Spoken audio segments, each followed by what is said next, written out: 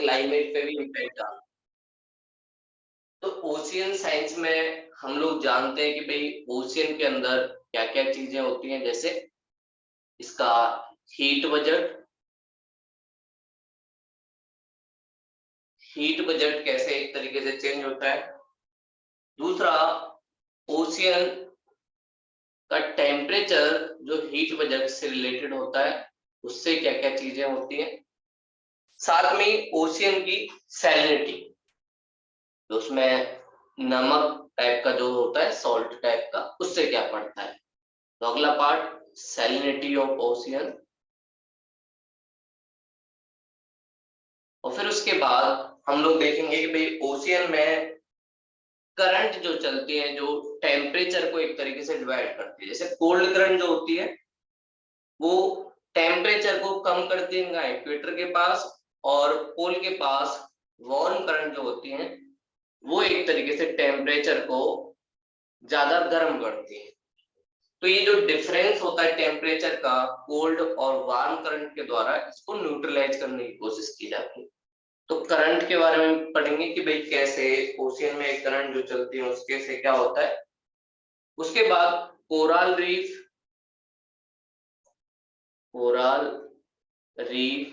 इनका क्या पार्ट है, कैसे इनको, कोराल को हम लोग कहते हैं एवरग्रीन फॉरेस्ट ऑफ ओशियन, पर इनसे क्या इम्पैक्ट पड़ता है।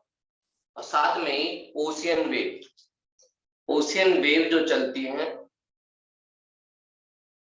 इनसे ओशियन के ऊपर और हमारी अर्थ के ऊपर क्या इम्पैक्ट पड़ता है। इसमें हम लोग पढ़ते हैं टाइड एंड एब। टाइड और एब ये जो आती है ओशियन में, उससे हमारे ऊपर क्या प्रभाव। तो ये सारी चीजें आज हम जानेंगे कि भाई कैसे ओशियन साइंस का हमारे क्लाइमेट साइंस से एक तरीके से कैसे रिलेशन है। सबसे पहली बात करते हैं कि भाई टेम्परेचर, इसको डिसाइड करने वाले फैक्टर कौन कौन से हैं। ओशियन में टेम्परेचर को डिसाइड करने वाले कुछ फैक्टर होंगे। सबसे पहले हमें पता है कि भाई ओशियन की जो हीट है, जैसे हमारी अर्थ को, जब हमने अर्थ का हीट बजट पढ़ा था, उसमें एक चीज जानी कि सन सबसे बड़ा फैक्टर, जो एनर्जी मिलती है हमारी अर्थ को, सन से मिलती है। ऐसे ही ओशियन को भी सबसे ज्यादा जो एनर्जी मिलती है वो किससे मिलती है, सन से मिलती है। सन एक इंपॉर्टेंट पिलर है जो ओशियन की एनर्जी को एक तरीके से डिसाइड करता है। तो अगर सन डायरेक्ट पड़ेगा, तो इसका मतलब टेम्परेचर हाई हो जाएगा, और थोड़ा सा तिरछा होगा, इंक्लाइन होगा, तो टेम्परेचर कम होगा।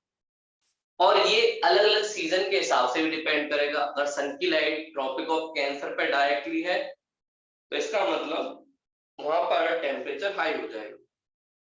और सन की लाइट ट्रॉपिक ऑफ कैप्रिकॉर्न पे है, तो साउथर्न हेमिस्फीयर में टेम्परेचर हाई हो जाएगा। तो इसके बेस पे इसका हीट बजट डिसाइड होता है। और सन के अलावा, एक तो सन हो गया जो टेम्परेचर को इंक्रीज या डिक्रीज करता है, इसके अलावा वाटर वेपर,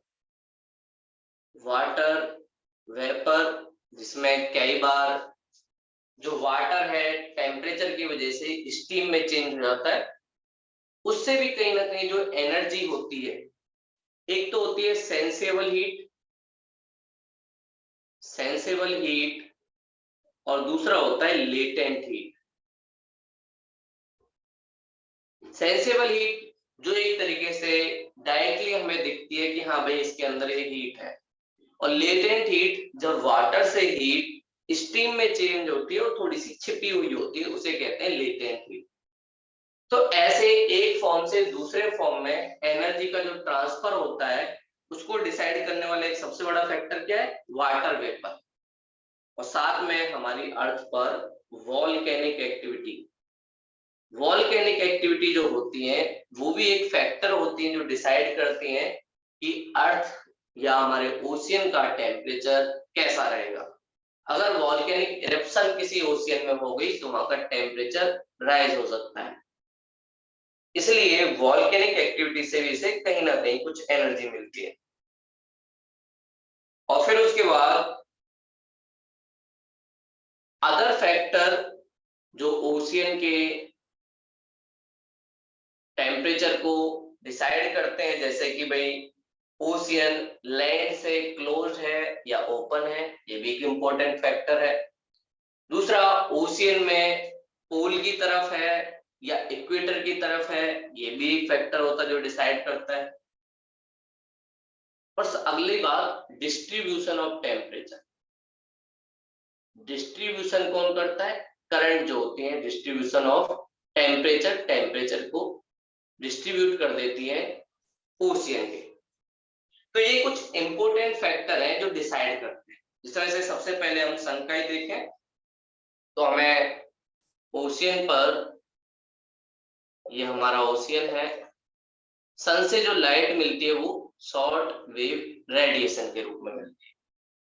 हमारी अर्थ शॉर्ट वेव रेडिएशन के रूप में, जिसे हम कहते हैं विजिबल रेस और इंफ्रारेड, इसके रूप में हमें लाइट मिलती है।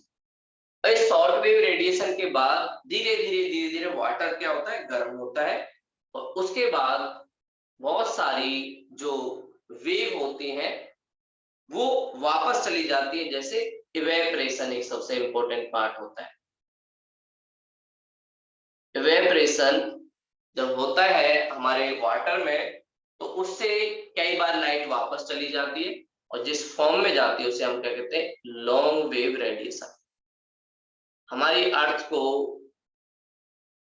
जो रेडिएशन मिलती है एनर्जी के रूप में वो शॉर्ट वेव रेडिएशन, और लॉन्ग वेव रेडिएशन के रूप में वो बाहर की तरफ जाती है।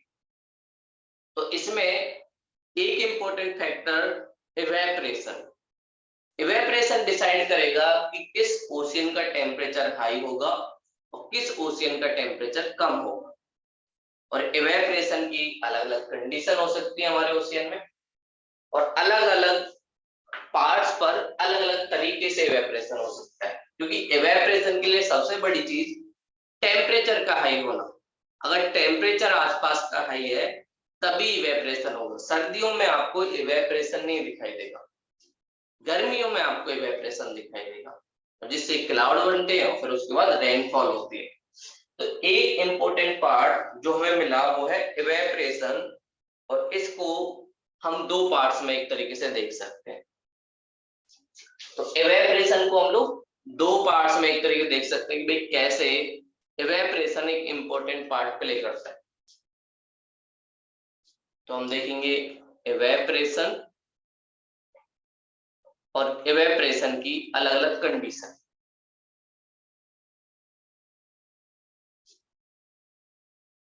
इवेपरेशन की अलग अलग कंडीशन जो डिसाइड करती हैं कि भाई कहाँ का टेम्परेचर हाई होगा, कहाँ का टेम्परेचर लो होगा। तो इसको हम जो देख सकते हैं वो दो पार्ट्स में एक तरीके से देख सकते हैं। अलग अलग सीजन होते हैं, उसके हिसाब से हमें अलग अलग टाइम में इवेपरेशन की कंडीशन भी दिखेंगी। तो एक जो हमारा होता है समर सीजन, जहाँ टेम्परेचर हाई होता है काफी, उसमें इवेपरेशन कैसे डिसाइड होगा? समर के टाइम इवेपरेशन होता कब है? इवेपरेशन होगा वहां पर जहां पर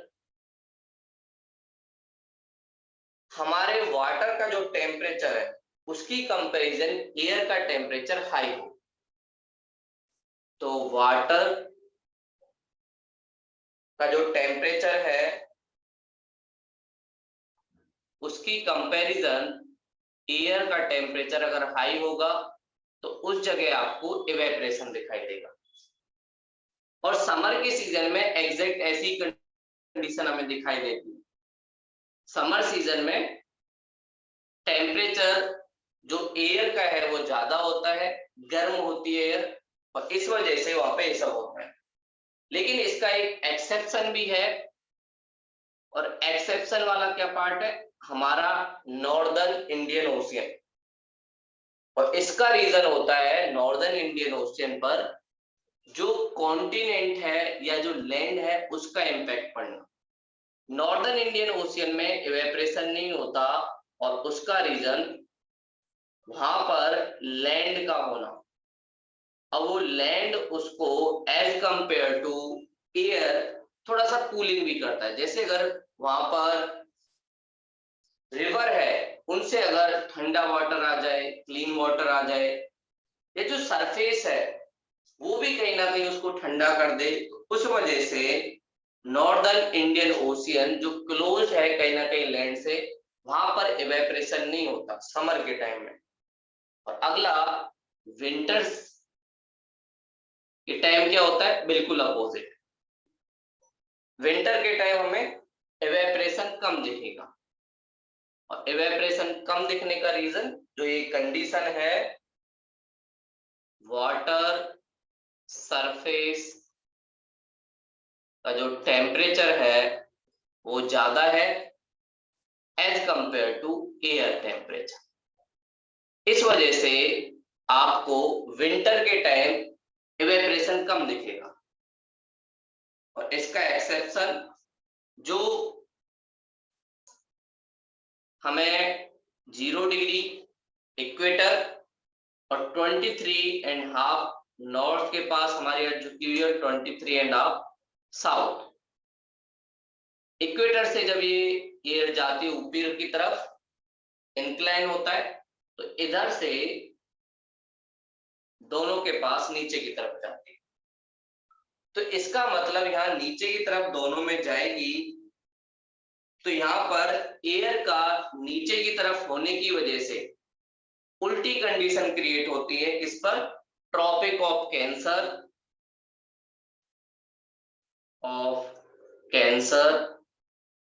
एंड ट्रॉपिक ऑफ कैप्रिकॉर्न। इस वजह से जो वाटर है उसका temperature as compare to air temperature ज्यादा होता है, इसलिए ये भी एक्सेप्शन बन जाता है विंटर में। विंटर में आप अक्सर देखेंगे जो वाटर का टेम्परेचर है वो ज्यादा होता है, उसका रीजन इवेपरेशन ना होना, हीट को होल्ड कर पाता है या एब्जॉर्ब करवाता है वाटर।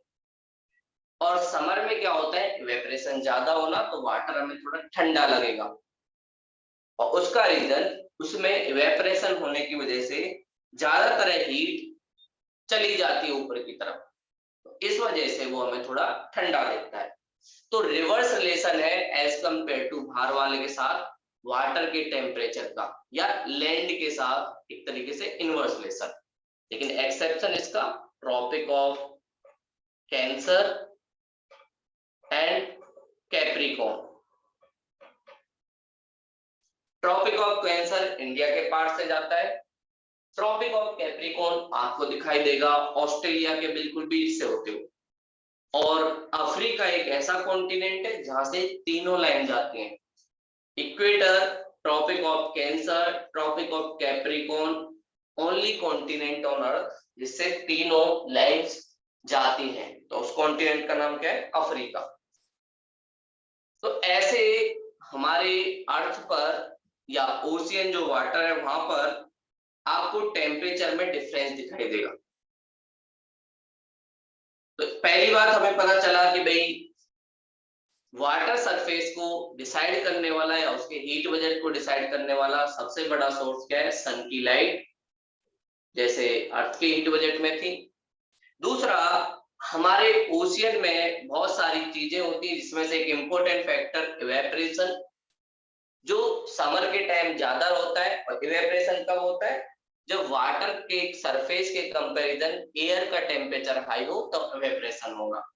लेकिन हमने इसका एक एक्सेप्शन देखा, नॉर्दर्न इंडियन ओशियन, उसका रीजन लैंड के सराउंड उसका होना, इस वजह से लैंड से थोड़ा सा टेम्परेचर उसका कम हो जाता है, इस वजह से इवेपरेशन कम होता है। वहीं विंटर में हमने देखा रिवर्स कंडीशन होती है, वाटर सरफेस का टेम्परेचर ज्यादा एयर टेम्परेचर से, इस वजह से इवेपरेशन कम होता है। लेकिन exception Tropic of Cancer, Tropic of Capricorn, जहां नीचे की तरफ डिक्लाइन होने की वजह से एयर के जो इक्वेटर से आती है, वाटर का टेम्परेचर कम हो जाता है, और इस वजह से एयर का टेम्परेचर बढ़ जाता है, और इवेपरेशन की कंडीशन वहां पे स्टार्ट हो जाती है। तो ये हमने बेसिक सा देखा भाई क्या क्या चीजें होती हैं। इसके अलावा ओशियन वाटर की ट्रांसपेरेंसी भी ज्यादा होती है एज कंपेयर टू लैंड, उसकी ट्रांसपेरेंसी ज्यादा होती है, या कह सकते हैं एक लेयर से दूसरे लेयर हीट का ट्रांसफर ज्यादा होता है, इसलिए वाटर को हीट होने में ज्यादा टाइम लगता है एज कंपेयर टू लैंड को। और उसका एक और रीजन, सॉलिड चीज में एनर्जी का ट्रांसफर पार्टिकल टू पार्टिकल होता है, लेकिन लिक्विड चीज में थोड़ा सा दूर होने की वजह से हीट को जनरेट करने में टाइम भी ज्यादा लगता है। तो एक और रीजन ट्रांसपेरेंसी भी इसका मैटर करती है। और फिर हमने देखा कि भाई long wave radiation, high wave radiation, इसका भी एक तरीके से क्या फर्क पड़ता है। और स्पेसिफिक ह्यूमिडिटी के साथ इसका इनवर्स रिलेशन है वाटर का। कैसे? विंटर के टाइम हमने देखा टेम्परेचर इसका क्या हो रहा है, कम हो रहा है वाटर का। उसका रीजन इवेपोरेशन ज्यादा होने की वजह से। इसलिए बोला जाता है वाटर का specific humidity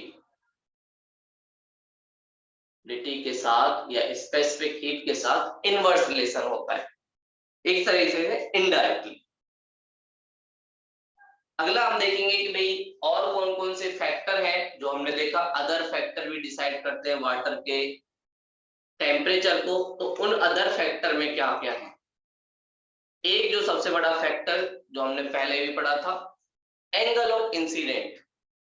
angle of incident क्या है, या सन की लाइट किस एंगल से अर्थ के सरफेस या वाटर के जो सरफेस है उस पर कैसे पड़ रही है। तो एंगल ऑफ इंसिडेंट, अगर एंगल ऑफ इंसिडेंट डायरेक्ट है तो इसका मतलब टेम्परेचर ज्यादा होगा, और एंगल ऑफ इंसिडेंट ऐसे है थोड़ा सा ऊपर की तरफ और ये हमारा ओशियन है, तो टेम्परेचर कम होगा।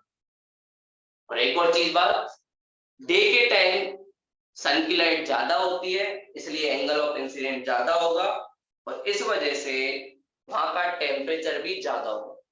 या हम कह सकते हैं लैटिट्यूड एक डिसाइडिंग फैक्टर है टेम्परेचर कितना होगा, क्योंकि इक्वेटर के पास सन की लाइट डायरेक्टली पड़ती है इसलिए वहां का टेम्परेचर हाई होगा।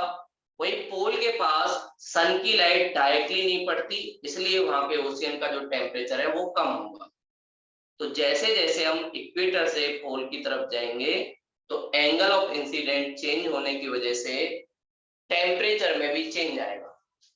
तो लैटिट्यूड भी एक इंपॉर्टेंट फैक्टर है जो डिसाइड करता है कि भाई कैसे टेम्परेचर होगा। और अगला, वहां पर विंड कैसे चल रही है, प्लेनेटरी विंड कैसी है, ट्रेड विंड है, वेस्टर्ली विंड है, ये भी तो एक डिसाइडिंग फैक्टर होगा ना कि भाई टेम्परेचर ज्यादा होगा या कम होगा। तो पहला फैक्टर हमने देखा एंगल ऑफ इंसिडेंट, दूसरा फैक्टर प्लेनेटरी विंड कैसी है। प्लेनेटरी विंड का मतलब ऐसी विंड जो लगातार एक ही डायरेक्शन में चलती हो। जैसे हमने देखा ट्रेड विंड, ट्रेड विंड की डायरेक्शन ईस्ट से वेस्ट की तरफ होती है लैंड में।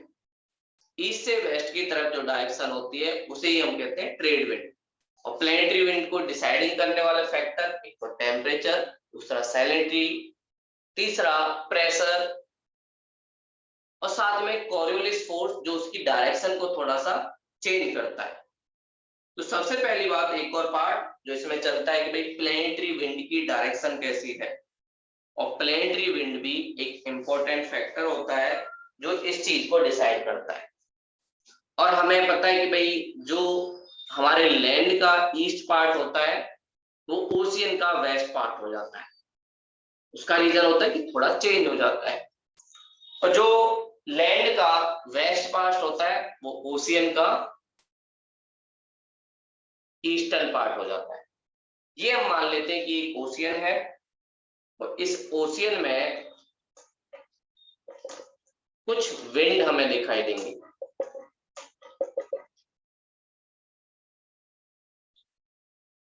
जब इधर वाले जो पार्ट है, मान लेते हैं यहां से विंड चलना स्टार्ट करी ओशियन के एक पार्ट से, और जहां से विंड जाती है उसे हम कहते हैं ऑफशोर कोस्ट, ऑफशोर कोस्ट। तो ऑफशोर कोस्ट से विंड चलना स्टार्ट हुई, और ये जब विंड चलेंगी ऑफशोर कोस्ट से, तो यहां से अपने साथ कुछ वाटर भी लेके जाएंगी, और जब वाटर अपने साथ लेके जाएंगी तो यहाँ पर वाटर में कमी आएगी, और वाटर में जब कमी आएगी तो नीचे से वाटर आएगा इस चीज को फिल करने के लिए। ये जो गैप बनेगा इसको फिल करने के लिए नीचे की तरफ से वाटर आएगा, और इस चीज को हम क्या कहते हैं, अपवेलिंग। वाटर ऊपर की तरफ आएगा अपवेलिंग करता हुआ, और क्योंकि इसमें वाटर में जैसे जैसे नीचे आप जाओगे टेम्परेचर कम होता है, तो इसका मतलब जो ऊपर वाला सरफेस वाला वाटर था उसका टेम्परेचर ज्यादा था, जो चले गया उधर की तरफ, और ये कूल वाटर ऊपर की तरफ आया। तो जब कूल वाटर ऊपर की तरफ आएगा तो जहां से ऑफशोर विंड होता है वहां पर टेम्परेचर क्या हो जाएगा, कम हो जाएगा, और जहां पर ये वाटर पहुंचेगा इस साइड, यहाँ पर वाटर ज्यादा हो जाएगा, और वाटर जब ज्यादा हो जाएगा तो यहां से वाटर नीचे की तरफ जाएगा, डिक्लाइन करेगा, और डाउनवर्ड या डिक्लाइन जाने पर टेम्परेचर यहाँ का हाई होगा, और इस कोस्ट को हम क्या कहेंगे, ऑनशोर, ऑनशोर विंड। कहने का मतलब जहां से वाटर जाता है वहां पर अपवेलिंग होती है, मतलब ठंडा वाटर नीचे से ऊपर की तरफ आता है, क्योंकि वहां से वाटर में थोड़ी कमी आई, और जब ये अपवेलिंग होती है तो नीचे वाला वाटर ठंडा होता है, इसलिए ऑफशोर विंड जहां से वाटर निकलता है वहां का टेम्परेचर हमें कम दिखने लगता है, और वही जहां पर वाटर डिपॉजिट होता है वहां पर वाटर ज्यादा होने की वजह से जो एक्स्ट्रा वाटर है वो नीचे की तरफ डिक्लाइन करता है, और डिक्लाइन करता है इस वजह से वहां का टेम्परेचर जो सरफेस वाटर है वो ज्यादा होता है, इसलिए ऑनशोर विंड पे टेम्परेचर ज्यादा, ऑफशोर विंड पे टेम्परेचर कम। तो इसलिए हमने बोला प्लेनेटरी विंड का फर्क पड़ता है, अगर ऑफशोर विंड तो टेम्परेचर कम होगा क्योंकि अपवेलिंग हुआ है, ठंडा वाटर ऊपर की तरफ आया है, और ऑनशोर तो वहां पर वाटर डिपॉजिट हुआ है, तो इसलिए वहां पे क्या होगा, वाटर होगा टेम्परेचर हाई वाला, कि डिक्लाइन हुआ है। ऐसे ही हमारे अर्थ के ऊपर बहुत सारे एरिया दिखते हैं जहां पर वाटर का इंक्लाइन या डिक्लाइन होने की वजह से या प्लेनेटरी विंड चलने की वजह से हमें दिखता है कि भाई वहां पर वाटर में अलग अलग चेंज है, या एक कोस्ट टेम्परेचर हाई और दूसरे कोस्ट का टेम्परेचर कम। तो इसको डिसाइड करने वाले फैक्टर क्या है, प्लेनेटरी विंड।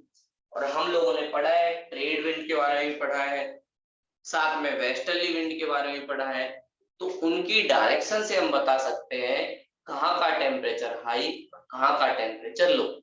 ये दोनों चीजें हमें इसी से पता चल सकती है। तो अब ऐसे ही अर्थ के सरफेस पे अगर हम इन चीजों को देखेंगे तो वहां पे भी हमें दिखाई देगा। सबसे पहले हम 0 डिग्री, उसके बाद जो ऊपर वाला पार्ट है वो वाला देखेंगे, वेस्टर्ली वाला, इधर भी वेस्टर्ली। अभी हम मान लेते हैं कि अर्थ के पास ये कुछ सरफेस है, तो हमें पता है ईस्ट वाला इधर वाला जो पार्ट है और ये वेस्ट वाला, यहाँ पर ईस्टर्ली विंड होती है और ईस्टर्ली विंड की डायरेक्शन ईस्ट से वेस्ट की तरफ होती है, तो मतलब ये वाली विंड ऐसे चलेगी, और ये सब किसके ऊपर चल रही है, ओशियन के ऊपर। तो यहाँ पर जो विंड जो चली यहाँ से स्टार्ट हुई, इसका मतलब ऑफशोर विंड है, और जब ऑफशोर विंड है तो यहाँ पर वाटर कम हुआ, और वाटर कम होने की वजह से नीचे वाला जो वाटर है वो ऊपर की तरफ आएगा, इसलिए इसका टेम्परेचर आपको कम दिखाई देगा। वही इधर वाला अपोजिट वाला जहां पर वाटर का डिक्लाइन हुआ है, डाउनविलिंग हुआ है, वहां पर ऑनशोर विंड और टेम्परेचर हाई। ये हमें कहां पे दिखेगा? इक्वेटर के पास। और ऐसा ही ये तो हमने देखा इधर नॉर्दर्न हेमिस्फीयर के पास, ऐसे ही इक्वेटर के साउदर्न हेमिस्फीयर के पास होगा। यहाँ पे भी ईस्टर्ली विंड, तो इसलिए इसका टेम्परेचर कम, इसका टेम्परेचर हाई। पहला हमने देखा इक्वेटर के पास। दूसरा वेस्टर्ली विंड जहां होगा वहां पे उल्टा होता है, वेस्ट से ईस्ट की तरफ जाना होता है विंड का। तो वेस्ट से ईस्ट की तरफ जब विंड इस डायरेक्शन में जाएगी तो इसका मतलब इधर वाला जो पार्ट वो क्या हुआ? ऑफशोर, कि वहां से जा रहा है। ऑफशोर हुआ तो वाटर का अपवेलिंग हुआ और कूल वाटर आया, इसलिए यहाँ का टेम्परेचर कम। इधर क्या है? ऑनशोर हुआ, इसलिए यहाँ का टेम्परेचर ज्यादा। ऐसा ही अपोजिट हमें कहां दिखेगा? साउदर्न हेमिस्फीयर में। ये ऐसे जाएगी विंड और इधर का टेम्परेचर कम क्योंकि ऑफशोर विंड, इधर का टेम्परेचर ज्यादा क्योंकि ऑनशोर विंड। तो ऐसे हमारे अर्थ के ऊपर डिफरेंस आता है टेम्परेचर में। तो हमारे अर्थ के ऊपर कई बेल्ट बनते हैं जहां पर ऑनशोर और ऑफशोर विंड की वजह से टेम्परेचर में डिफरेंस हमें दिखाई देता है। और ये सब किस वजह से होता है? प्लेनेटरी विंड, जो लगातार प्लेनेटरी विंड चलती है उस वजह से ये सारी चीजें चलती है। तो इन दोनों पे जो हमें दिखा इक्वेटर के पास, ये सब ऑफशोर विंड है, मतलब यहां से पानी गया, ऑफशोर विंड जाएगा तो पानी ऊपर की तरफ आएगा, अपवेलिंग होगा, और अपवेलिंग होगा तो कूल वाटर आएगा, और कूल वाटर आएगा तो टेम्परेचर कम होगा। वही अपोजिट साइड ऑनशोर, ऑनशोर हुआ तो इसका मतलब डाउन वेलिंग हुआ पानी का, और पानी का डाउन वेलिंग हुआ इसका मतलब टेम्परेचर हाई हुआ, क्योंकि ठंडा पानी ऊपर की तरफ नहीं आ रहा है बल्कि गर्म पानी जो उधर वाले सरफेस से दूसरे से टेम्परेचर हाई। वेस्टर्ली में बिल्कुल अपोजिट, ये वाला पार्ट इनका ऑनशोर है,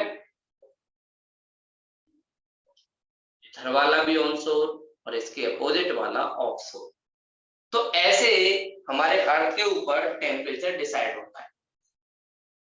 और हमें पता है कि भाई जो लैंड का ईस्ट होता है वो उसका वेस्ट होगा, इसका मतलब ये लैंड का ईस्ट था तो ये वेस्ट ओशियन वाला पार्ट होगा, इधर लैंड का वेस्ट था इसका मतलब ईस्ट ओशियन वाला पार्ट। तो बिल्कुल अपोजिट हो जाता है। तो ये आपको पैसिफिक ओशियन में भी देखोगे, इंडियन ओशियन में भी देखोगे। बस हमें ये याद रखना है ऑनशोर विंड है या ऑफशोर विंड है, उसके बेस पर डिसाइड होता है कि वाटर का टेम्परेचर हाई होगा या कम होगा। अगर ऑफशोर होगा तो अपवेलिंग होगा, ठंडा पानी ऊपर आएगा क्योंकि एक पानी चला गया, और अगर ऑनशोर है डाउन वेलिंग होगा तो टेम्परेचर हाई होगा। तो ये एक दूसरा रीजन। और तीसरा रीजन लैंड, वाटर बॉडी कितना ज्यादा लैंड से घिरा हुआ है, ये भी एक डिसाइडिंग फैक्टर है। पहला हमने देखा एंगल ऑफ इंसिडेंट, दूसरा हमने देखा प्लेनेटरी विंड, और तीसरा हम लोग देखेंगे land impact of land, land से टेम्परेचर पे क्या इंपैक्ट पड़ता है। अब अलग अलग वाटर बॉडीज हो सकती है। एक वाटर बॉडी ऐसी हो सकती है जो पूरी तरीके से क्लोज्ड है, इससे लैंड से, तो इसका मतलब लैंड के टेम्परेचर अगर हाई और डिक्लाइन होगा तो उस वाटर बॉडी का टेम्परेचर भी उसी तरीके से इंपैक्ट आएगा। और दूसरा लैंड क्या है? बिल्कुल क्लोज तो नहीं लेकिन थोड़ा बहुत क्लोज है, तो इंपैक्ट ऑफ लैंड, ये हमारा थर्ड फैक्टर जो टेम्परेचर को डिसाइड कर रहा है ओशियन के। पहला वाला जो हम पढ़ेंगे कि भाई कैसा है, क्लोज्ड वाला है, ओपन वाला है या सेमी क्लोज्ड है। ये तीन जो फैक्टर है वो एक तरीके से डिसाइड करेंगे। पहला हम ओपन ओशियन। ओपन ओशियन होगा तो इसका मतलब उस पर इंपैक्ट बिल्कुल नहीं पड़ेगा, वो बिल्कुल ही ओपन है। ऐसे ओशियन उसके चारों तरफ आपको लैंड कहीं दिख ही नहीं रही है, तो इसमें सारा ओशियन के बेस पे डिसाइड होगा कि ओशियन पर एंगल ऑफ इंसिडेंट कैसा बना। दूसरा वहां पे प्लैनेटरी विंड कैसी है, इस बेस पे ओशियन का टेम्परेचर डिसाइड होगा। लैंड का इंपैक्ट इस पे कम पड़ेगा। जैसे सबसे बढ़िया example Pacific ocean. Pacific ocean बहुत कम लैंड से घिरा हुआ है। पैसिफिक ओशियन इसका एक सबसे बढ़िया एग्जांपल और बड़ा ओशियन भी है हमारे अर्थ का। अगला सेमी क्लोज्ड होगा। सेमी क्लोज्ड जैसे आपने गल्फ सुना होगा, बहुत सारी गल्फ होती हैं जो सेमी क्लोज होती है, या बे या सी, ये थोड़े से सेमी क्लोज होते हैं। तो उस पे इंपैक्ट क्या पड़ेगा। जैसे हमारा अरेबियन सी, वो कहीं ना कहीं सेमी क्लोज्ड है इंडियन कोस्ट से। अरेबियन सी पे आपको गुजरात, महाराष्ट्र ये दिखेगा और एक तरफ वो ऐसे खुला हुआ है। तो सेमी क्लोज्ड वाले में थोड़ा बहुत टेम्परेचर का इंपैक्ट पड़ेगा। तो अरेबियन सी पे हमारे लैंड के टेम्परेचर का इंपैक्ट पड़ता है। जब हमारी लैंड पे टेम्परेचर इंक्रीज होता है तो अरेबियन सी का टेम्परेचर भी थोड़ा बहुत इंक्रीज हो जाता है। जब हमारी लैंड का टेम्परेचर कम होता है तो अरेबियन सी का भी टेम्परेचर थोड़ा बहुत कम हो जाता है। इसका एग्जांपल आप कह सकते हो अरेबियन सी। दूसरा बिल्कुल क्लोज, चारों तरफ से लैंड से घिरा हुआ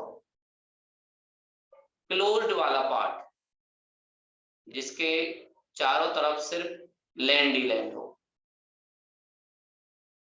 तो इसका इम्पैक्ट इस वाटर बॉडी पे सबसे ज्यादा पड़ेगा। जैसे ब्लैक सी, ब्लैक सी इसका सबसे बढ़िया एग्जांपल है, जो चारों तरफ से यूरोपियन वाले जो पार्ट है उससे घिरा हुआ है।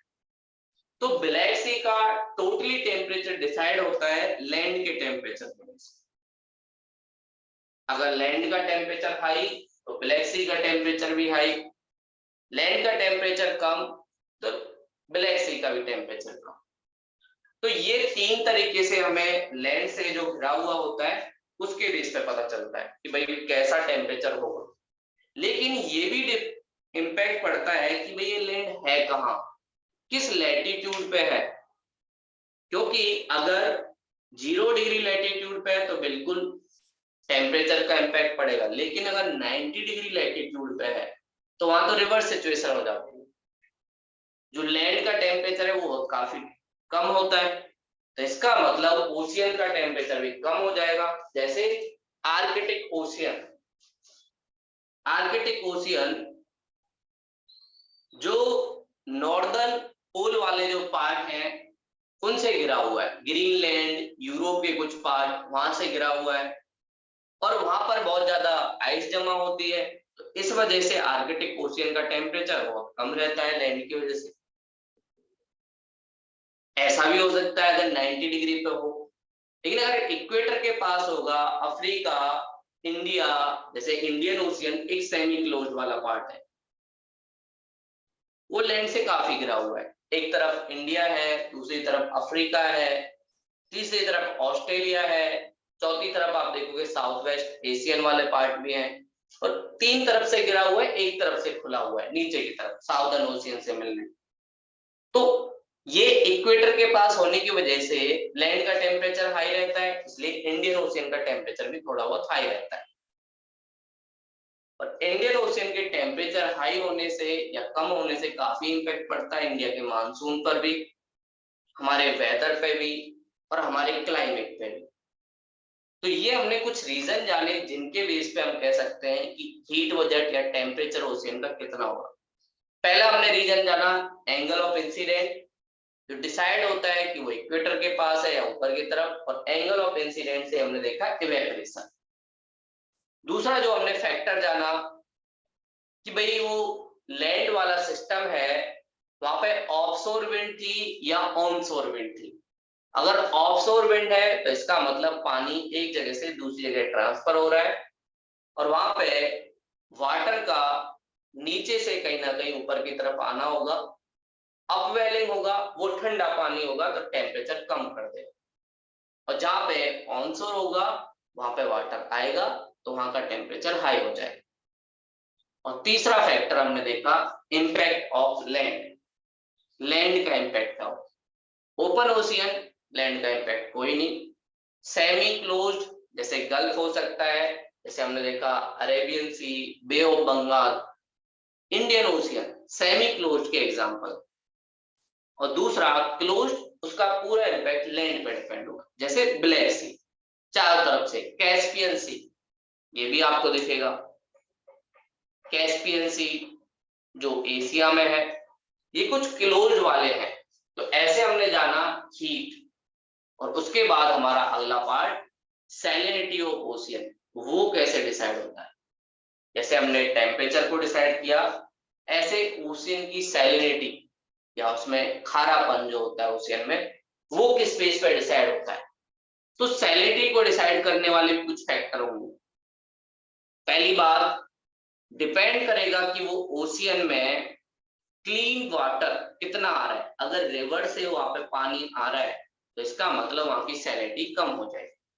तो क्लीन वाटर की जो सैलिनिटी होती है वो कम होती है। और अगर वहां पे क्लीन वाटर नहीं आ रहा है तो इसका मतलब सैलिनिटी ज्यादा हो जाएगी। तो सैलिनिटी को डिसाइड करने वाले भी कुछ फैक्टर होते हैं, और हम ओशियन की बहुत सारी जो लेयर्स होते हैं उसके बेस पर डिसाइड करते हैं भाई सैलिनिटी होगी क्या।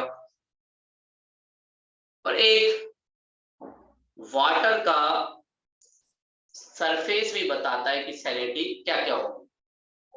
तो एक तो हम हॉरिजेंटल दे सकते हैं कि सैलिनिटी क्या होगी, और दूसरा वर्टिकल कि भाई ऊपर वाली लेयर और नीचे वाली लेयर में सैलिनिटी क्या होगी ओशियन में। तो सबसे पहले जो हमें, ये हम मान लेते हैं कि ये हमारी ओशियन का सरफेस है।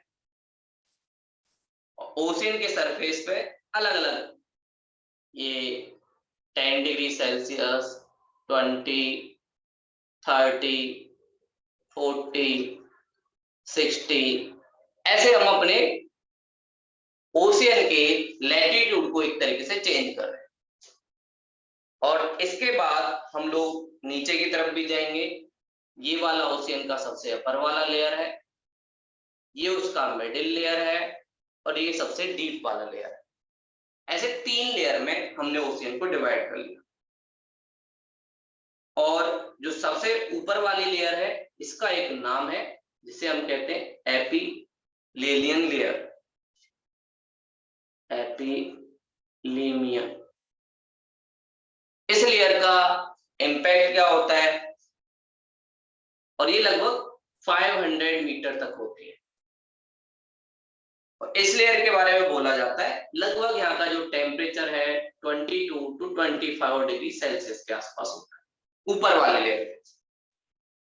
उसके बाद 1000 तक, 5000 से 1000 मीटर जो सेकेंड लेयर होती है, जिसे वो हम कहते हैं थर्मोक्लाइन। थर्मोक्लाइन, इसके नाम से ही पता चल रहा है थर्मोक्लाइन है, मतलब टेम्परेचर थोड़ा सा हाई टाइप का होगा। उसका रीजन होता है क्योंकि इस पर इम्पैक्ट नहीं पड़ता और ये अपना टेम्परेचर रिलीज नहीं करती, क्योंकि जो भी चीजें होती है अपर लेयर पे होती है। एपिलीमेन जो लेयर होती है, चाहे इवेपोरेशन हो, नीचे वाली लेयर पे बहुत सालों से इम्पैक्ट नहीं पड़ता, इसलिए वो अपने टेम्परेचर को होल्ड कर पाती है। और उसके बाद नीचे तक 2000 मीटर वाला जो पार्ट होता है उसे हम कहते हैं हाइपोलीनियन लेयर, थोड़ा सा और नीचे वाला हाइपोलीनियन लेयर। ऐसे अर्थ के पास हमें 3 लेयर मिलते हैं। अलग अलग पार्ट पे अलग अलग होता है। जो 0 डिग्री वाला पार्ट है तो हमें पता है भाई 0 डिग्री वाला पार्ट पे एंगल ऑफ इंसिडेंट ज्यादा होता है, तो इसका मतलब टेम्परेचर भी ज्यादा ही होता हो। उसके बाद 30 डिग्री वाले पार्ट पे टेम्परेचर एज कंपेयर टू, मान लेते हैं 0 डिग्री पे टेम्परेचर था 22 हमारे ओशियन का। जो ये वाला पार्ट है इसको हमने मान लिया एक्स। दूसरा वाला जो पार्ट है 30 डिग्री के आसपास, इसका टेम्परेचर ये वाला वाई, और सबसे लास्ट हमने 60 डिग्री ये वाला जेड। इस 30 डिग्री वाले का टेम्परेचर 0 डिग्री से तो कम होगा, इसमें कोई डाउट नहीं।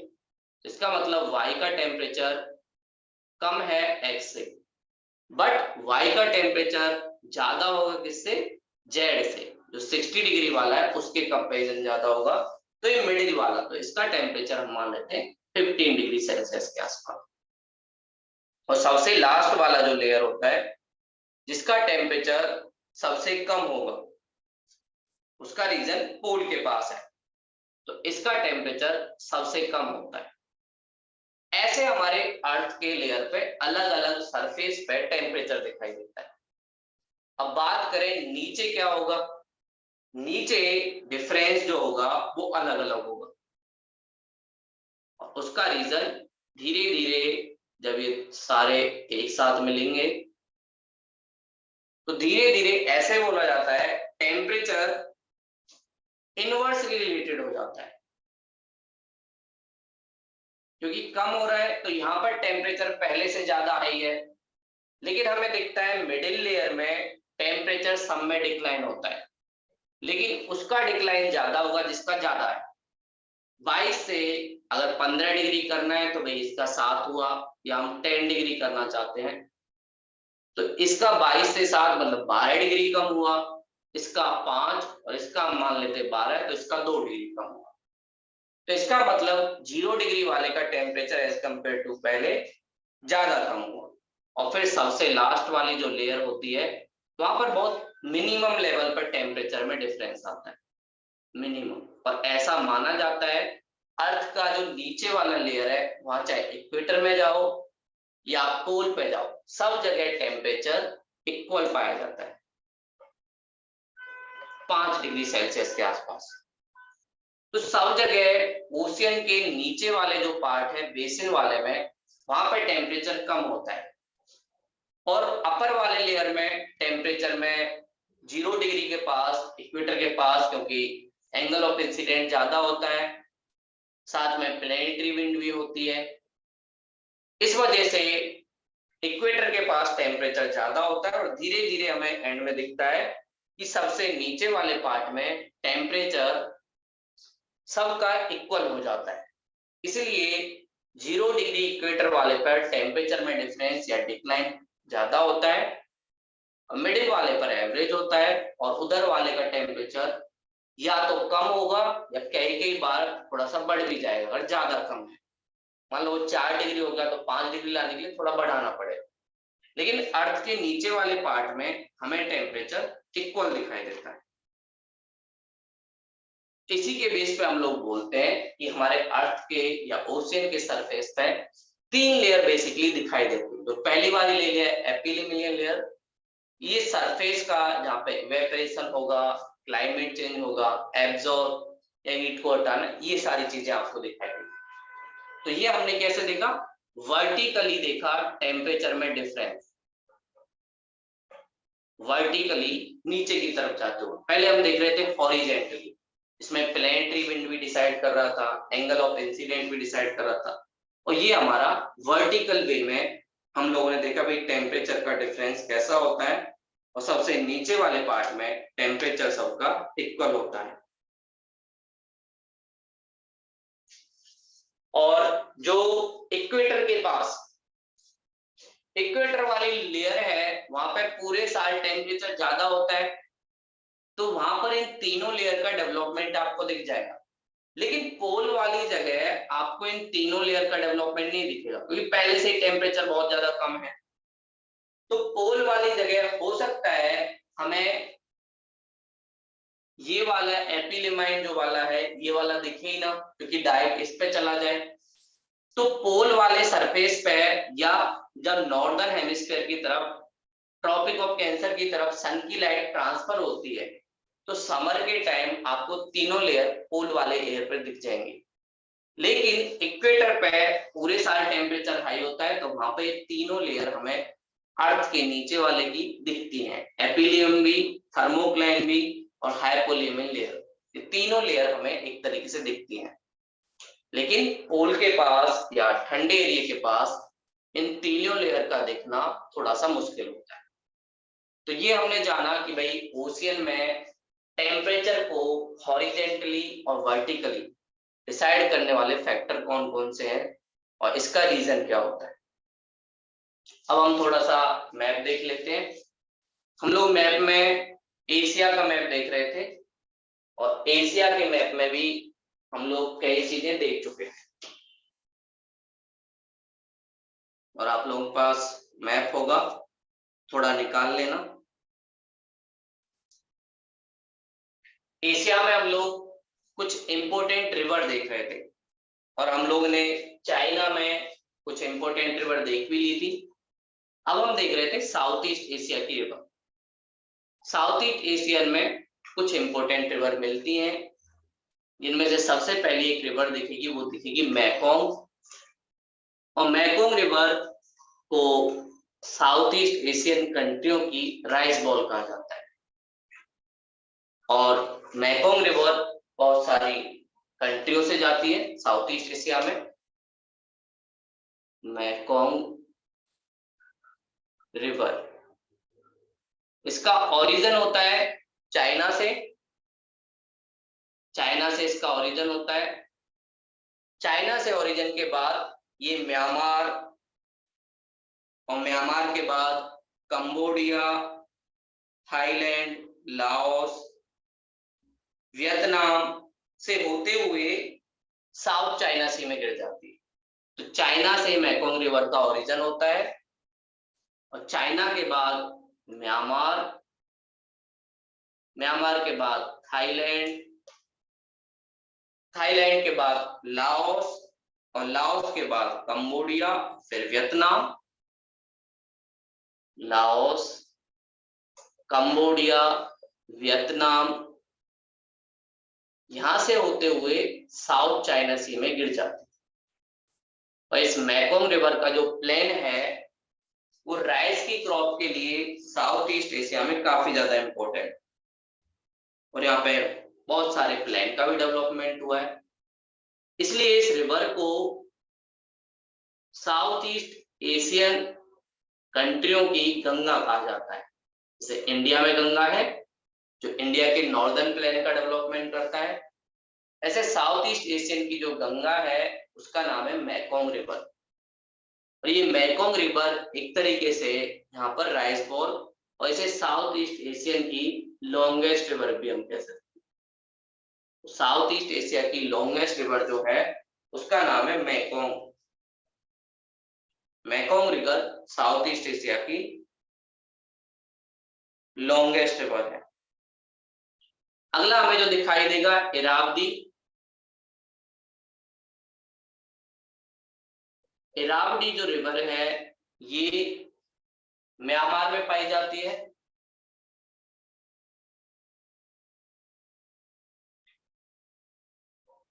और इसे म्यांमार का राइस बॉल कहा जाता है। और इरावदी रिवर में ही इरावदी डॉल्फिन, जैसे गंगा रिवर में डॉल्फिन दिखाई देती है, ऐसे ही इरावदी रिवर में इरावदी डॉल्फिन।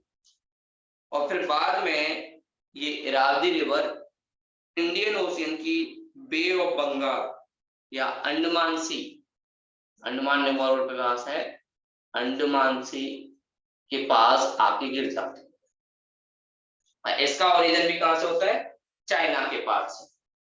और ये म्यांमार में उनका एक प्लेटू है, सान प्लेटू, वहां से होते हुए निकलती है। तो इरावदी रिवर म्यांमार की इंपोर्टेंट रिवर हो। उसके बाद पाकिस्तान में, हम जब वेस्ट एशिया की तरफ आएंगे, पाकिस्तान में एक रिवर देखी जिसका नाम है इंडस, जो इंडिया चाइना से जिसका ओरिजिन होता है, चाइना से ओरिजिन के बाद इंडिया के जम्मू कश्मीर और पंजाब और हिमाचल प्रदेश में उसकी बहुत सारी ट्रिब्यूटरीज, और फिर इंडस रिवर अरेबियन सी में पाकिस्तान के कोस्ट की तरफ गिर जाती है, जहां उनका एक पोर्ट भी पड़ता है कराची, उसके पास ये गिर जाती है। तो पाकिस्तान में एक फेमस रिवर जिसका नाम है इंडस रिवर, ये एक तरीके से गिरती है। उसके बाद आपको इराक में एक रिवर दिखेगी जिसका नाम है टिग्रिस। ये यहाँ की मेसोपोटामिया जो सिविलाइजेशन थी उसका भी एक इम्पोर्टेंट पार्ट थी। तो टिग्रिस रिवर इराक में मिलती है, और मेसोपोटामिया जो सिविलाइजेशन थी उसका भी एक हिस्सा था।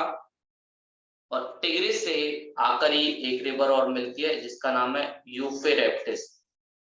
यूफ्रेटिस ये भी इराक की एक रिवर है, और ये दोनों एंड में आके कहाँ गिर जाती है, द गल्फ में, जो ऑयल के लिए काफी ज्यादा फेमस है। तो ऐसे हमें ये रिवर दिखाई देती है। उसके बाद और रिवर की बात करें, ये कुछ फेमस रिवर है। और अराल सी आपको दिखेगा सेंट्रल एशिया में, अराल सी। अराल सी बनता है दो रिवरों पे, दो रिवर यहाँ पे मिलती हैं अराल सी में। एक रिवर का नाम है सियार दरिया, सियार दरिया, दूसरी का नाम है अमू दरिया। ये दोनों रिवर अराल सी एक फेमस लेक है सेंट्रल एशिया का, जो आपको दिखाई देगा। और इनमें दो रिवर आती है, सियार दरिया, अमू दरिया, और ये उज्बेकिस्तान और कजाकिस्तान, उज्बेकिस्तान प्लस कजाकिस्तान, इन दोनों के बॉर्डर पे ये अराल सी पाया जाता है। तो यहाँ पर भी ये रिवर आके मिलती है। तो ये आपने ज्यादातर जो एशिया की इंपॉर्टेंट रिवर है वो हमने देख ली। इंडिया की रिवर हम बाद में देखेंगे। तो आज की क्लास यहीं तक थी। कुछ डाउट हो तो आप पूछ सकते हो।